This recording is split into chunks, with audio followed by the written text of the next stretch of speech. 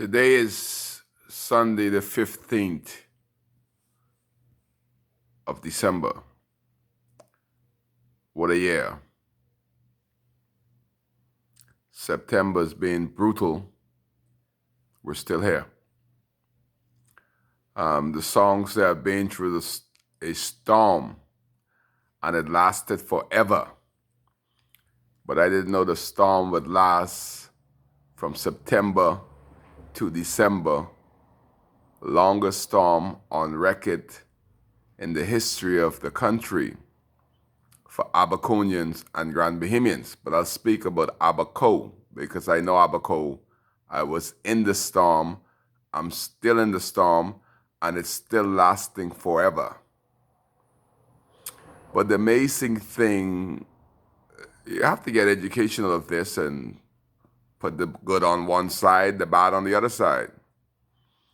But the bad about this is when you speak to people about the government response and the lack thereof, the FNMs, who I thought are very brilliant, they will take the side of the government as if the government, because they are the government, have all the brains.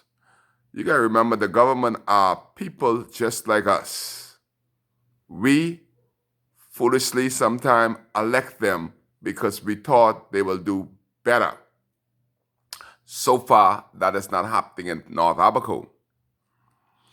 And the thing that disturbs me, when I said I was in the storm, Cai Mills lost his mother because of the hurricane, lost my home, 3 vehicles, my job, my city, and my island. All of those I've lost. And when I would say that the government first response was to eradicate the Haitian community and have not focused at all on the residents of Abaco. And I told my member of parliament, my cousin, my friend Darren Henfield, I said, my brother, the song said, the woman told her husband, I have 1,000,000 reasons to leave you.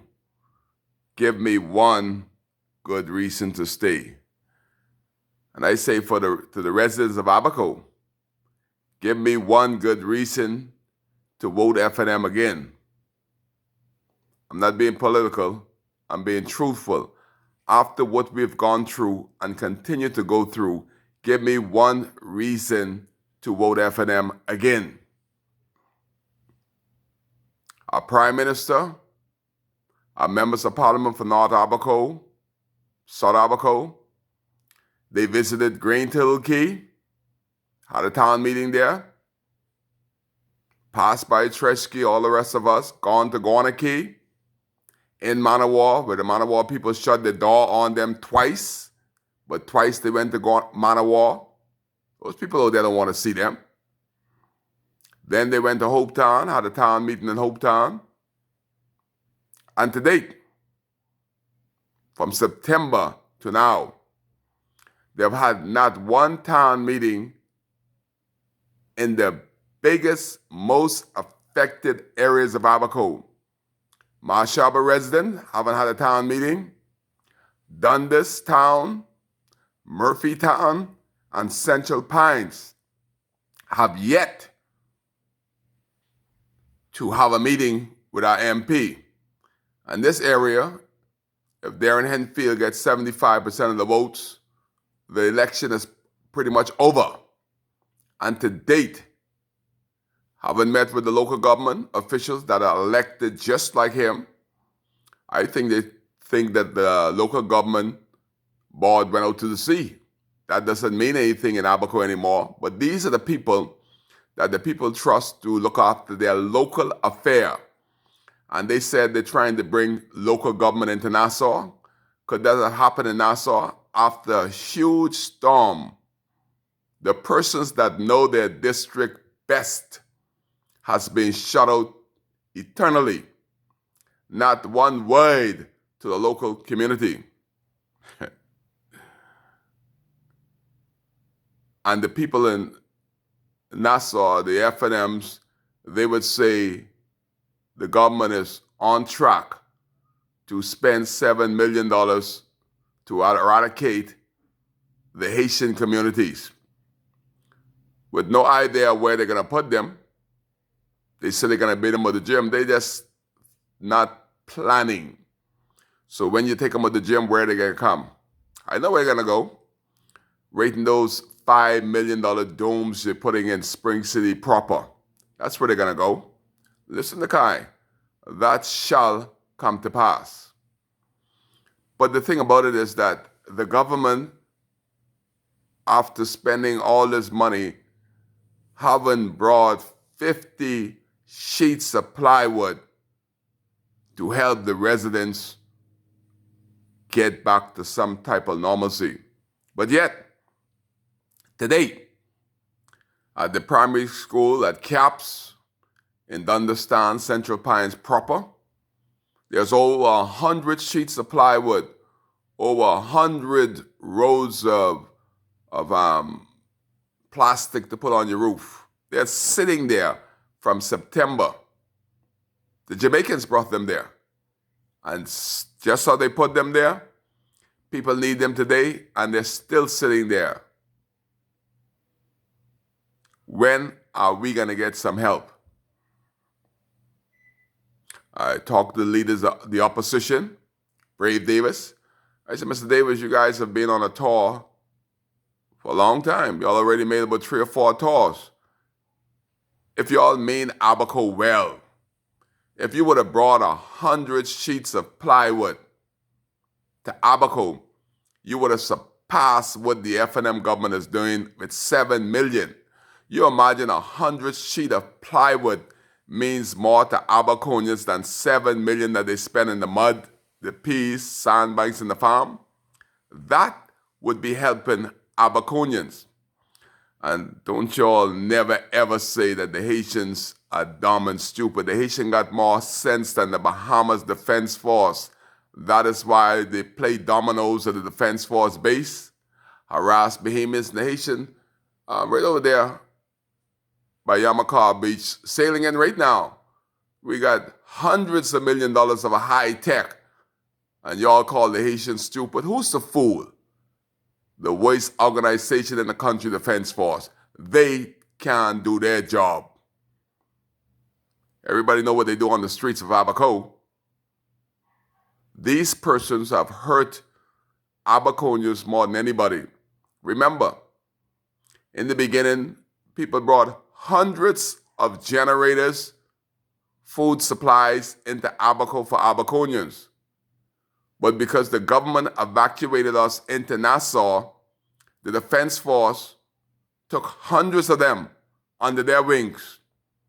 And I bet if the Minister of National Security would do his work, his homework, go and see who was in Abaco in the beginning, the Defense Force, go to their homes, their ma house, their pa house, their sweetheart house.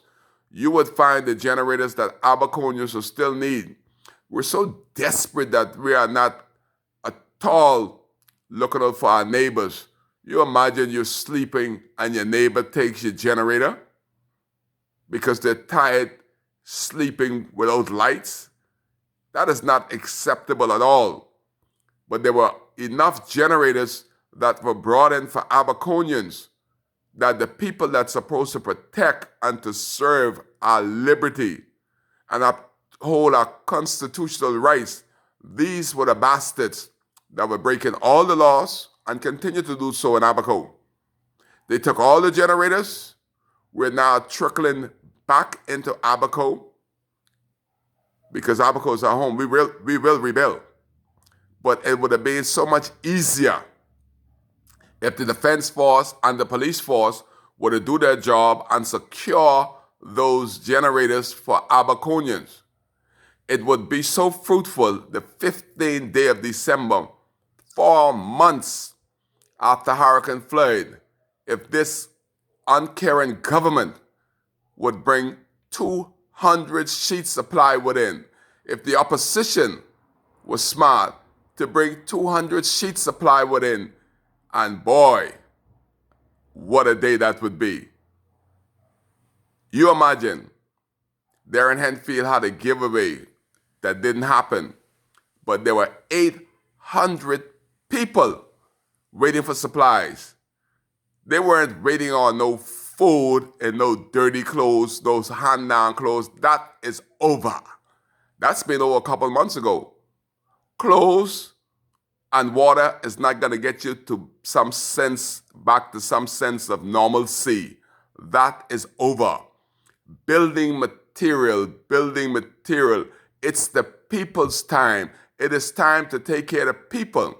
How can you fathom it that the government, after the most devastating hurricane in this hemisphere to hit my township, the first thing the government did is to deal with the legal problem, and 4 months in, they're saying to hell with the natives and trying to get them back to some sense of normalcy. 4 months in, not a sheet of plywood, not one thing that I could say, something that should have happened 2 months ago.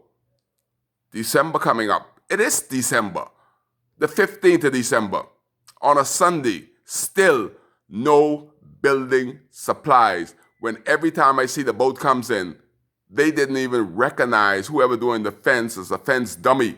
He didn't even calculate how huge the mud and the peas was. Every boat that comes in has trailers and trailers worth of fencing material. Man, that is so heartbreaking. Millions of dollars worth of fencing material and not $1 million worth of plywood roofing material for the residents of Abaco. They care more to date about the legal problem than trying to get their own people that voted after them back to some sense of normalcy. This is my saying. You're live on WCAY, telling my story of the disappointment of this caring people's time F&M government.